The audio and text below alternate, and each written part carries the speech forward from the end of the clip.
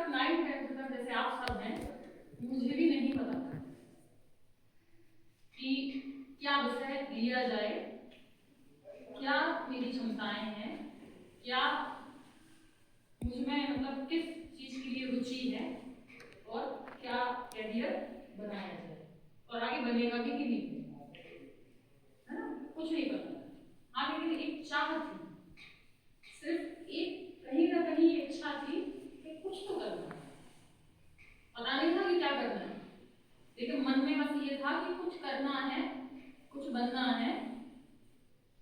उसके कई कारण थे, आप सबके भी बहुत कारण होंगे, कोई आर्थिक, कोई सामाजिक, कोई ना कोई ऐसी परिस्थिति, या फिर यूं ही कि हमें कुछ बनना है। निश्चित है कि आप सभी ग्रामीण परिवेश से हैं, गांव से हैं, तो आप विभिन्न प्रकार की समस्याएं देखते होंगे, है ना। किसी को अपनी पहचान भी बनानी होगी, तो किसी को अपनी आर्थिक स्थिति सुधारनी होगी, है ना, किसी को समाज में ये करना होगा और अलग सारी भी चीजें होंगी। इसीलिए हम कुछ बनना चाहते हैं। ऐसे ही मेरे साथ भी था, ये कुछ बातें कि जिनकी वजह से मन में ये था कि कुछ तो बनना है, क्या बनना है नहीं पता। 10th तक आप यकीन नहीं करेंगे, सर 3rd डिवीजन पास हूं मैं, और वो भी आप ये मान के चले मॉडल। ये स्थिति है, नहीं पता था कि क्या करना। तो ये भी जरूरी नहीं है कि आप शुरू से बहुत अच्छी परसेंटेज लेकर के आ रहे हैं तो ही आप कैरियर में कुछ कर पाएंगे, है ना। कारण वही जो सर ने कहा कि रुचि, चाह, लक्ष्य, फिर सफलता। तो पता नहीं था ना कि क्या करना है। सारे विषय रहते हैं, अपन सब पढ़ रहे हैं, सब पे मेहनत कर रहे हैं, कितनी कर रहे हैं, कितनी नहीं कर रहे हैं, ठीक है। तो ये स्थिति थी।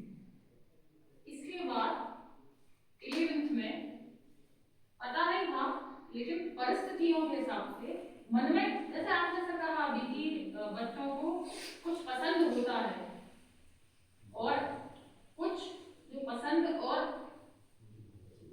अंदर से जो चीज होती है वो जब मिक्स हो जाती है तब एक राह बनती है। तो इच्छा थी विषय लेने की विज्ञान, है ना, लेकिन परिस्थिति नहीं जैसा पसंद होती है। कई काम हमें पसंद होते हैं, लेकिन जरूरी नहीं है कि उसी में हमारा कैरियर बने। तो पसंद था कि विज्ञान लेना है, जब पता कुछ नहीं था, सिर्फ लगता था कि विज्ञान लेना है, बीएससी करेंगे आगे जाकर विज्ञान लेना है। लेकिन परिस्थिति ऐसी नहीं बन पाई, तो लिया आर्ट, कला। जब कला लिया और उसकी कक्षाएं ली, गुरुजन तो मिलते ही हैं, जैसे आपको मिले हैं मार्गदर्शन के लिए, जैसे हमें भी मिले, तो उन्होंने कुछ क्षमताएं पहचानी, कुछ उन्होंने मार्गदर्शन किया। तो कला के जब विषय पढ़े तो उन विषयों में अपने आप समझ आया, पहले नहीं समझ आ रहा था 10th तक, लेकिन 11th में आकर के समझ में आया कि साहित्य मतलब साहित्य रुचिकर लगा, और इतना रुचिकर लगा कि उसी दौरान मैंने कविताएं लिखना शुरू की। 9th 10th में भी लिखी थी, लेकिन फिर भी ये नहीं पता था कि अपन को ये विषय लेना है और उसमें आगे जाना है। पर यहाँ आकर के जब 11th में वही विषय पढ़े तो लगा कि इसमें कैरियर बन सकता है। हिंदी विषय विशेष, भले ही मतलब 10th में 3rd डिवीजन पास हूँ, लेकिन फिर भी सबसे अच्छे नंबर हिंदी में थे, पर फिर भी नहीं सोचा था। 11th में आकर के क्लास टॉप किया, 11th में क्लास टॉप किया, 12th में क्लास टॉप किया। कैसे? क्योंकि पहचान लिया कि हमारे अंदर क्या है, मेरे अंदर क्या है, साहित्यकार है, साहित्यकार है, कलाकार है। तो उस विषय में मन लगा। अगर विज्ञान ले लेते तो शायद नहीं लगता, मन लगा, ठीक है। अभी भी आप देखिए, उसके बाद 11th 12th हो गया, फिर जब कॉलेज में पहुंचे तो भी विषय ले लिए, क्योंकि 3-4 विषय लिए जाते हैं। कला तक तो समझ में आ गया कि भाई कला लेना है। इसके बाद कॉलेज में आकर के विषय लिए,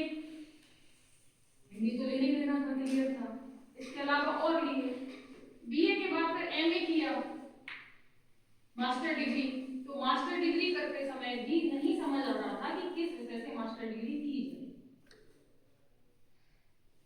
सभी विषय बहुत अच्छे थे, नहीं समझ आ रहा था, रुचि थी,